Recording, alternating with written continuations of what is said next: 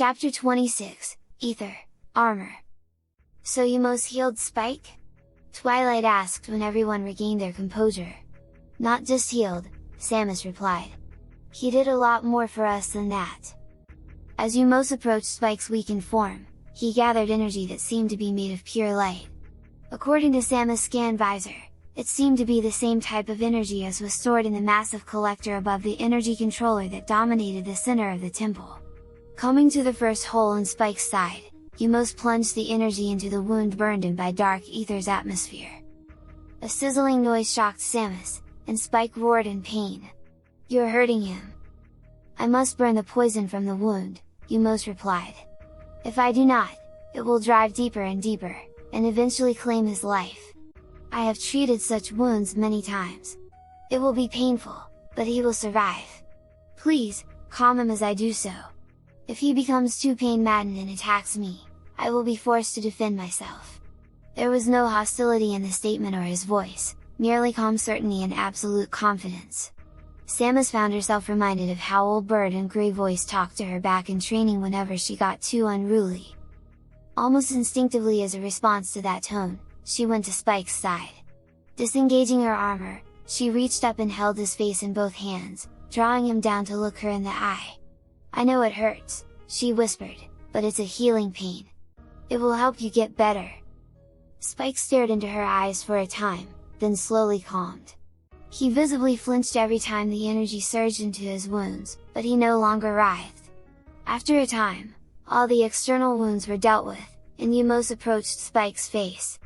Opening Spike's mouth, he sent a flow of the energy into his mouth, throat, and lungs, purging the dark Aether toxin at last. His condition is stable, Umos explained. It will still be at least an hour before he recovers fully. In that time, I will tell you of our world's tragedy, and prepare you for the adventure to save us, the journey you've chosen to take. So, what did happen to Aether? Luna inquired. A Phazon meteorite, Samus explained. They tried to redirect it using the planetary energy they gathered to sustain the planet, but it didn't do any good. When the meteorite hit, the planet was drastically altered, and a dark echo of Aether appeared in another dimension, containing half of Aether's planetary energy. The Ing that came as well were overwhelming the Luminoth, so they tried to end the war that had begun by reclaiming the missing planetary energy. They even created a device specifically to do just that. Which the Ing somehow got a hold of and turned against them, but was that strange glowy sphere you absorbed after defeating the Dark Alpha Splinter? Rainbow guessed. So now you had to journey to Dark Aether, unlock the Dark Temples with keys scattered across the planet, reclaim the planetary energy from the massive Ing Guardians protecting them, and then escape before the world collapsed? Scootaloo added eagerly. Samus stared at them both. Basically. You two have played too many video games, Spike scolded, setting Mare and Philly to giggling. But how would Spike get to Fluttershy? Cut herself off with a gasp. The armor, she whispered, pointing to the armor plates covering a good portion of Spike's form.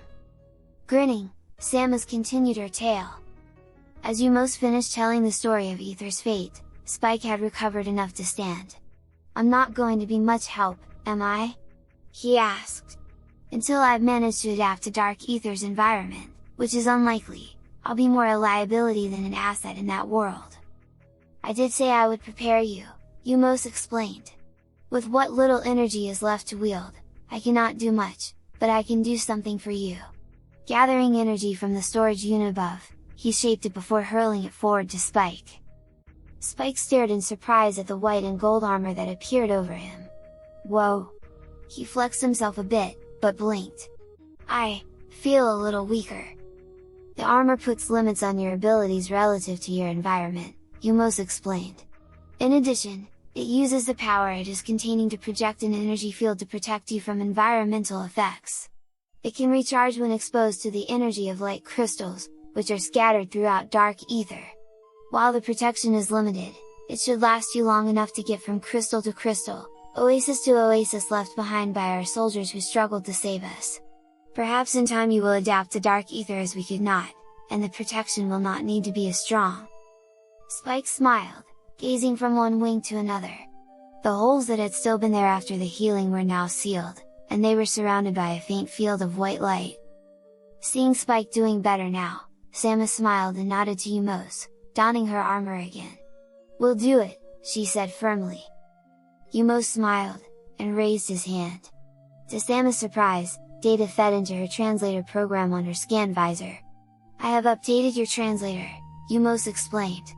"You can now access violet holograms. I have also updated your map with the location of another of our temples, where you may find things of use." When Spike opened his mouth to complain, Umos interrupted.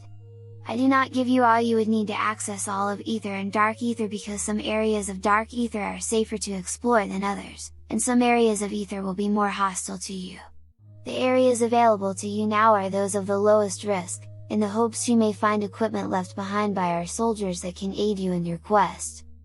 Spike closed his mouth. "Oh!" Samus chuckled. "Alright! We'll start with the Aegon Wastes, then. Return to me when you have restored energy to a temple," Umos explained. "I will aid you as I can, though what I can do is limited. I must guard the slumber of those of my people who survive, and manage what little energy is left to hold the planet together." "Understood," Samus replied. "This is hardly the least prepared I've ever gone into a mission on. I've got my power suit, I've got Spike, and I know where I'm going.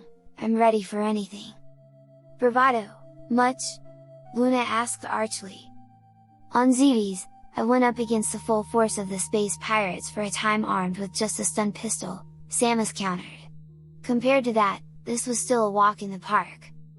At that point, Spike mumbled, remembering what was yet to come.